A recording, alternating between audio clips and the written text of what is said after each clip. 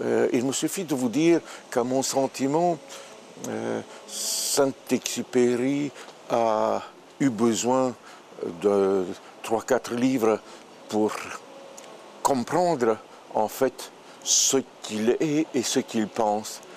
Et il est arrivé à la maturité littéraire au moment où on lui a proposé de faire un livre pour les enfants.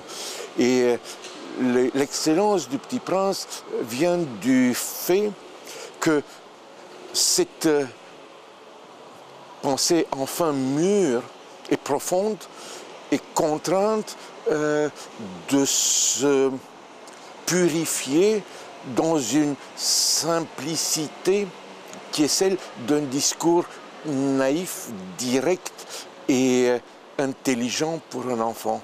Et ce qui fait la réussite de ce livre, qui est une invitation pour chacun d'entre nous à trouver ce qu'il est effectivement au moment de son enfance. Le chemin que nous choisissons intuitivement en fonction de notre nature même et duquel on s'éloigne ensuite pour un tas de mauvaises raisons.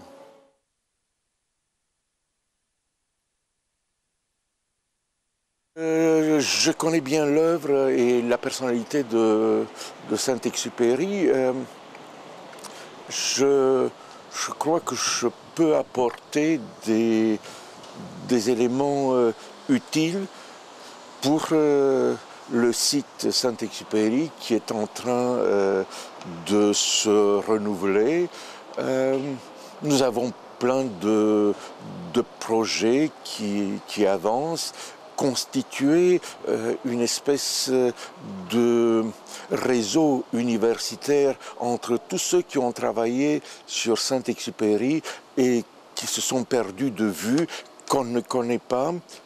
Essayer de resituer Saint-Exupéry à la place qui lui convient, non seulement auprès des lecteurs qui n'ont jamais eu de doute là-dessus, mais auprès des universitaires, auprès des enseignants, lui donner la place qu'il mérite dans la littérature française, je dirais. Vous savez, ça a été très significatif.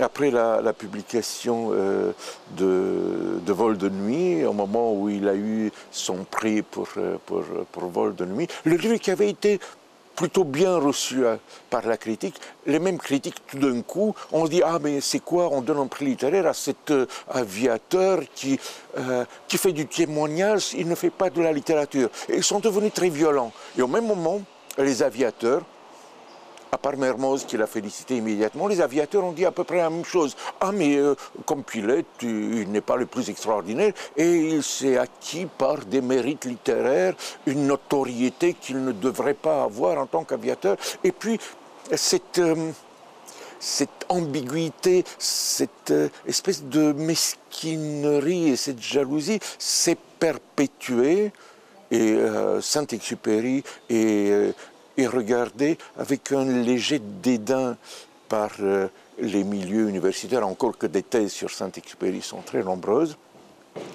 Et à mon sentiment, il n'occupe pas la place qui lui convient dans le paysage de la littérature française du XXe siècle.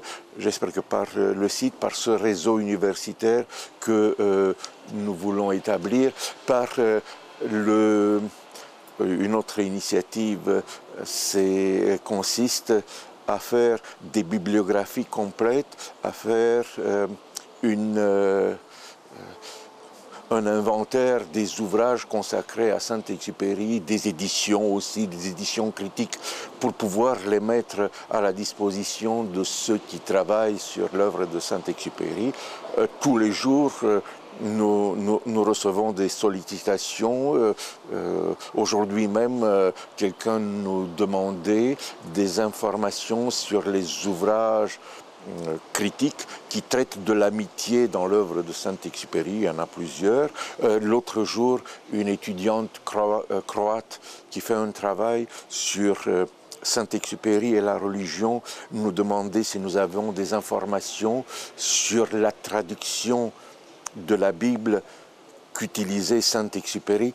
Nous n'en avons pas.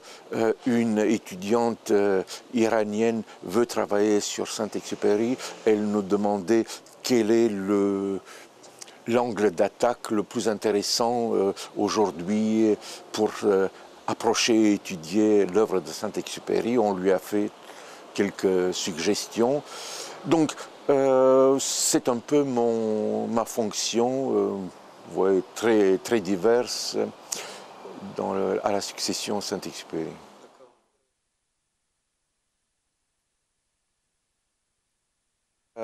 Ce que je sais, c'est que la façon de construire l'œuvre littéraire est très moderne. Cette manière de collage qui ensuite projette une œuvre et sont réunis par l'ensemble,